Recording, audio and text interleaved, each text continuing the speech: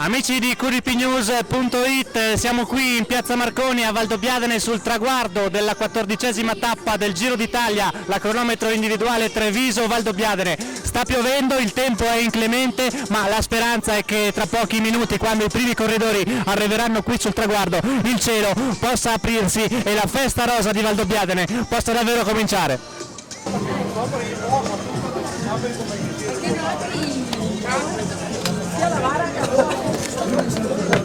QDPnews.it, siamo nell'area VIP allestita dal comitato Valdobbiadene Città di Tappa in compagnia del sindaco di Valdobbiadene Luciano Fregonese e del presidente del comitato Tappa nonché del consorzio Valdobbiadene Isidoro Rebuli. Allora partiamo di qua, signor sindaco, ci siamo, l'evento è arrivato, c'è un po' di pioggia, speriamo che poi il cielo si apra.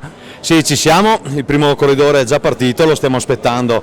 La pioggia non ferma i numerosi appassionati del ciclismo, già da un paio di giorni hanno occupato le strade e i vigneti di Valdobbiadene, quindi è una grande festa, il brutto tempo non ci ferma. Una grande festa coordinata, gestita, organizzata con uno sprint eccezionale durato oltre 3 mesi dal comitato Tappa. Isidoro, ci siamo anche per voi? Sì, sicuramente ci siamo, purtroppo come hai detto giustamente il tempo non ci ha dato una mano, comunque sicuramente sarà un successo, vedendo tutte le persone che ci sono, devo fare i complimenti a tutti i volontari che hanno lavorato in questi 3 mesi con un lavoro molto molto grande per fare di Valdobbiadene un evento particolare e un evento dove praticamente si ricorderà nel futuro sicuramente. Un ringraziamento particolare devo farlo alla ristorazione di Valdobbiadene, appunto qua siamo sotto l'area VIP preparata che tutti insieme si sono uniti per fare una cosa veramente unica, per la prima volta a Valdobbiadene siamo riusciti a mettere tutti assieme, anche questo è un evento nell'evento. Insomma, emozioni superiori a Valdobbiadene, i primi corridori stanno arrivando e qui tra poco l'area VIP inizierà a funzionare.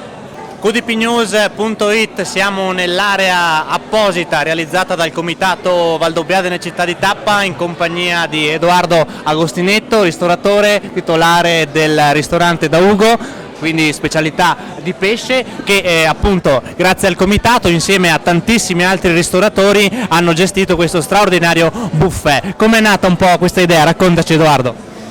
L'idea è data perché volevamo presentare la ristorazione valdobbiadenese vista l'occasione così importante del Giro d'Italia, per cui abbiamo lanciato l'idea a tutti i ristoratori, tutti hanno aderito con entusiasmo. Abbiamo cercato di racchiudere qui dentro, diciamo, tutte le espressioni del nostro territorio, dal vino al cibo, mostrato con tutte le nostre interpretazioni. Il risultato mi sembra che sia venuto veramente bene e siamo molto soddisfatti.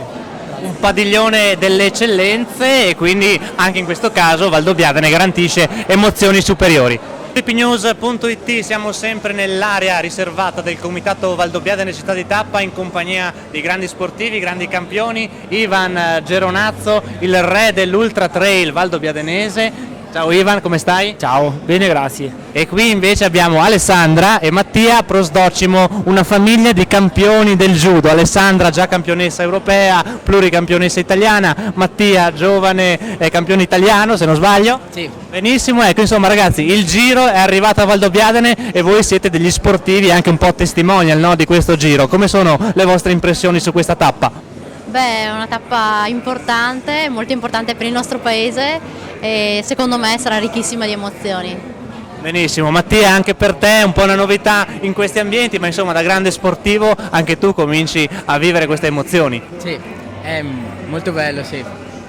Grazie. Ivan, invece anche per te il Giro è arrivato a Valdobbiadene e l'entusiasmo e gli applausi, no, di questo Giro dovranno anche sostenerti la prossima settimana nel mondiale di Ultra Trail che andrai a disputare in Francia. Sì. Beh, intanto complimenti proprio a tutti quanti quelli dell'organizzazione, una cosa incredibile. Qua a Valdobbiadene ho visto stamattina un sacco di gente, proprio una tappa sentita 100%, anche perché come zona secondo me merita da vivere, da visitare, da percorrere. Peccato il tempo comunque. Niente, e la prossima settimana avrò finalmente il nostro grande appuntamento in Francia e speriamo bene. Insomma, questo è il sostegno di tutta Valdobbiadene e anche di tutta qtpnews.it. Ragazzi, in bocca al lupo per i vostri prossimi appuntamenti, intanto qui a Valdobbiadene continuano le emozioni superiori.